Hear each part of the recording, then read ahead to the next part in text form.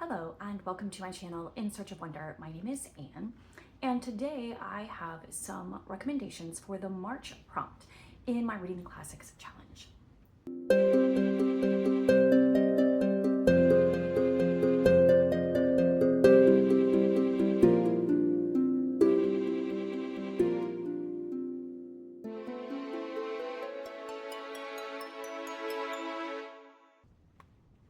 This I thought was a very appropriate mug to use for this occasion because, as you can see, it is the Jefferson Memorial in Washington, D.C. with the cherry blossoms all around it. This is one of those cups where the heat of the drink brings out the color. So when it's not hot, these are not pink cherry blossoms. So they like bloom as you pour your coffee in there. And March is cherry blossom season, usually in Washington, D.C. So it's always a little bit different every year when exactly they bloom, but it's, yeah. And I heard that Japan is gifting the United States more cherry trees. We had to get rid of quite a few last year because they had just died or whatever. And so Japan is gifting more, I've heard, to the United States this year for our 250th anniversary. It's also appropriate because my reading challenge is celebrating the 250th anniversary of the United States of America as well. And so the idea is to read books by American authors. That's the next level. You don't have to. It's just a little extra. But all of my recommendations, I'm endeavoring to give you books that have been written by American authors. So in today's video, I'm going to talk about my recommendations for Christian classics written by American authors. Now, the actual prompt is a religious classic, which I chose the word religious so that anybody can apply that however they desire. A book of any religion or faith, but I think everybody who follows my channel knows that I'm Christian, so my recommendations will be Christian classics because I try to recommend books that I have personally read and enjoyed and think that other people would also enjoy them. And I have a wide variety. Don't get boxed in to one particular type of book or category of book when you are considering classics. It could be a novel, it could be nonfiction, it could even be poetry, essays, memoirs, biographies, as long as it is religious and older than 1976, it counts for the purposes of this challenge. And for my recommendations, I would add that it is by a Christian author and or with very strong Christian themes. So I have in my recommendations for you today a variety of genres. I have a couple of novels, I have a couple of nonfiction, a memoir. So let's get into it. And I'll start with the books that I actually have a copy of. So first of all, this is just a sample copy. This isn't necessarily the one that I would particularly recommend that you read, but this is the one that I have kept because it was gifted to me from my parents. It's a book that has been in our family for a little while, so I didn't want to get rid of it. I read a different, longer version of it last year and enjoyed it, but I didn't keep that because I didn't have room on my shelf for multiple copies of essentially the same thing. This is David Brainerd's personal testimony. This is selections from a larger book, which is his journal and diary that also has some editing and annotations and additional narrative from Jonathan Edwards, who is, both of these were Americans in the earlier time of American history. During the time of the Great Awakening, Jonathan Edwards was a preacher in New England, and David Brainerd was a missionary in the New Jersey, New York, Connecticut area. And he ministered to the Native Americans living there in the woods and forests. Like he was literally living in the wilderness and ministering there. And he had an incredibly rich prayer life, which he recorded in a diary. So Jonathan Edwards took those diaries and edited them and annotated them. And you can find various versions and editions of that available online. And I would someday like to read an actual biography because I had a lot of questions. There were a lot of blanks that I think maybe Jonathan Edwards assumed his readers would know. because some of it was like contemporary information that they probably would have known that I don't necessarily know. And also, we're only getting the perspective of David Brainerd himself, and it's limited by what he recorded in his diary, which he didn't record a lot of daily details of his life. It was mostly his spiritual life that he was recording. So it was challenging, it was convicting, and I thoroughly enjoyed reading it. Definitely David Brainerd was someone who lived in the presence of God. Like the book that I read earlier this year, The Practice of the Presence of God, David Brainerd had that mastered. He was one of those people who walked in the presence of God, kind of like an Enoch sort of person. And so getting a glimpse into his spiritual life was very rewarding and enriching, and I did enjoy it very much. So I recommend his journals, diaries, whatever form you want to read them, whatever edition you choose. I definitely can recommend that. So that is my first recommendation. The next one is a biography, but it's very well written. It's very engrossing. It's not dry or boring or overly detailed, and it gives a lot of personal information. And also the story itself is compelling and dramatic and challenging. And I'm talking about Through Gates of Splendor by Elizabeth Elliot. And I'm sorry, I no longer have the slipcover of this book, but this is the story of her husband, Jim Elliot, and the other missionaries that they worked with together as a team, including Nate Saint, and their mission to South America and the eventual martyrdom that most in their team experienced. And then Elizabeth Elliot herself went on to continue their ministry in a variety of ways. And it's an incredible story of God's work in redemption, in revival, in every aspect of life. Elizabeth Elliot herself was an incredibly amazing person. I'm currently reading a devotional by her right now, The Music of His Promises, and each devotion is so short, but it is so impactful. And she is someone who was really close to the Lord as well. And this is a life-changing biography. Some people's lives were such a testimony to God's grace and his power, and they're very impactful just reading about what God did through them and in them and with them.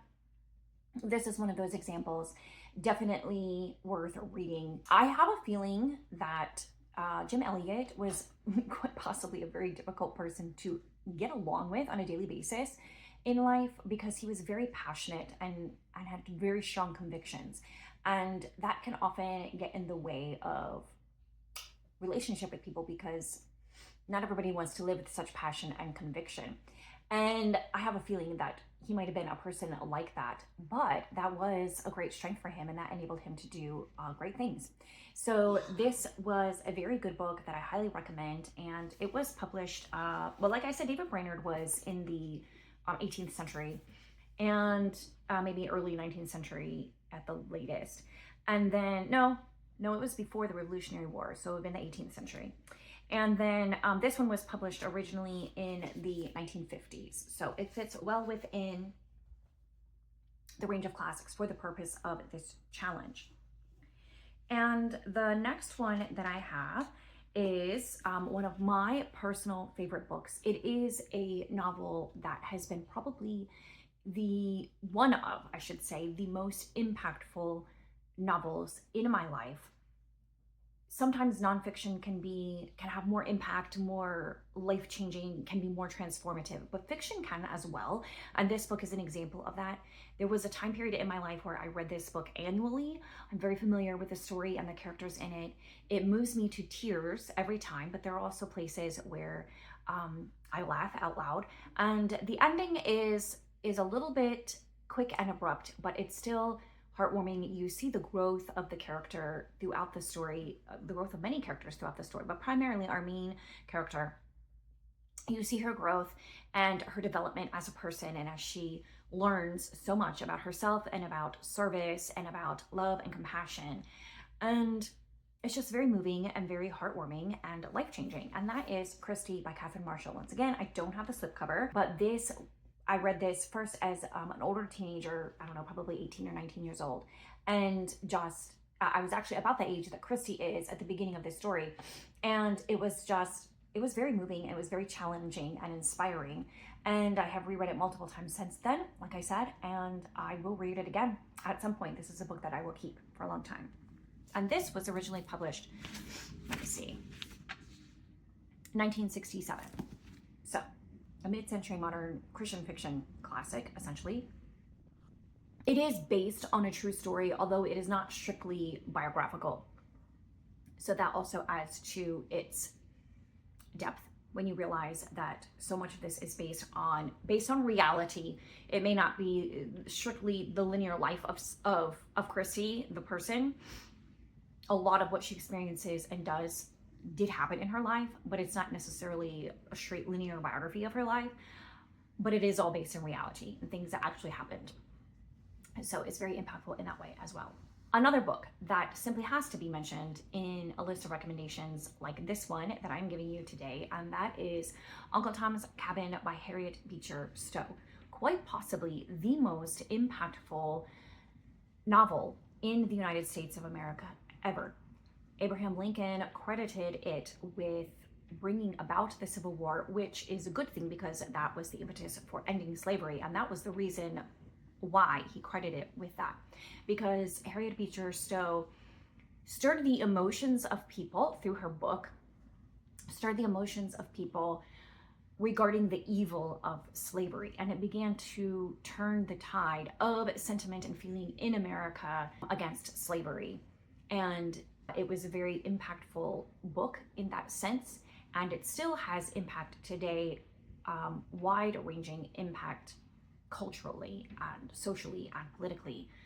I know when we went recently to winter tour in Delaware, which is an estate there with gardens and everything, that book had a profound impact on the residents there who were living there in that time in the 19th century. So it definitely had far-reaching impact and power as a book, and it is profoundly Christian in its themes. And it's all about really what is the correct Christian response or view of slavery as it was in the United States of America at the time. And Harriet Beecher Stowe herself was the daughter of a minister, and so it comes from a very Christian perspective. If you haven't read it yet, I do recommend. It's one that I want to reread eventually. I read it 2 or 3 decades ago, so there's very little I remember about it other than I remember it being very heavy and difficult to read. So it's not one I've been in a hurry to pick up again, but at the same time, I don't remember much about it at all. So I do want to reread it and have a more mature understanding of what she is talking about in the book.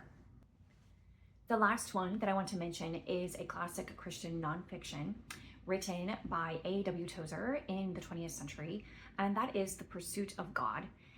And that is a nonfiction Christian work that has had a great deal of impact in my own life personally. It's another one that I would like to reread myself because I think that it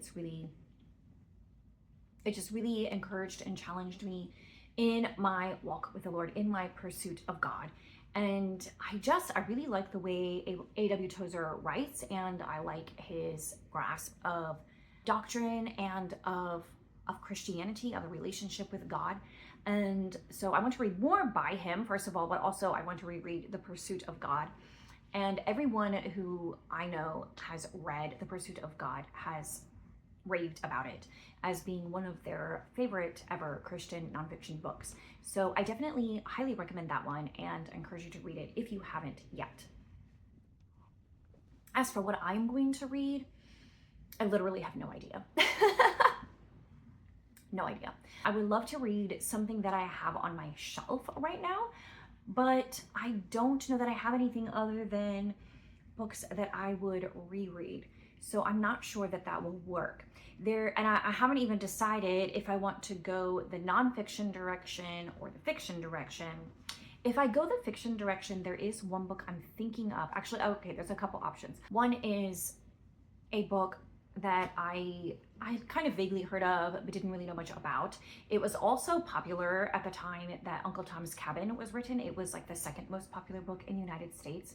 It was written by Maria Susanna Cummins, and it was called The Lamplighter. And it was like more of a sentimental novel, which I don't always get along super well with those. Think like Louisa May Alcott, some of her works are like sentimental books.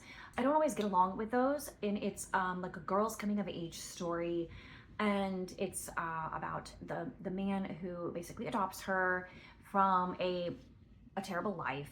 And so it could be heartwarming and sweet and wonderful, and it also could be maybe a little bit sappy and overly sentimental and something I don't necessarily enjoy very much, but I'm very interested in it. And apparently it is very Christian in its themes. And so I'm interested in that one as a fiction on a totally different wavelength. I was recently watching a video by Kaylee at Luminous Libro. That is the name of her channel. Yes? Anyway, and she was mentioning some, I think it was classics that she was wanting to read in 2026. And there were some Christian fiction authors from the early 20th century that she had found. Now, one name I was familiar with, Grace Livingston Hill. I read a couple by her. But there were a couple of other names that I'm sorry, I should have looked up before I started this video, but I didn't. I'll put all of that information in the description box below, and I will also link to her video so you can get more details about those authors. But they were basically writing Christian romance novels in the early 20th century or up to mid-century. And it sounded intriguing and interesting enough for me to give it a try and see if I like them. So that's another possibility that I might consider. And as far as a nonfiction goes, maybe something else by A.W. Tozer would fit the bill for that. I have some other books on my Kindle. I have some books on my shelf that might work as well. So we'll see. I haven't fully decided, but I definitely have some options and things that I'm going to consider for that prompt.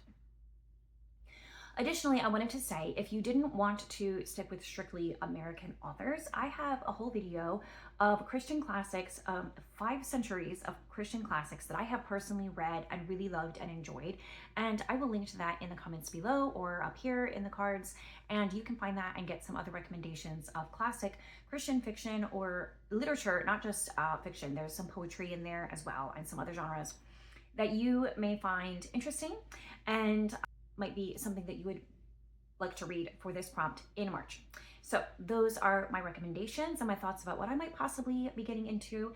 And let me know in the comments what you're thinking of reading in March for this prompt, or books that you have read that you recommend that fit this prompt. And we'll chat in the comments, and I'll see you next time. Bye.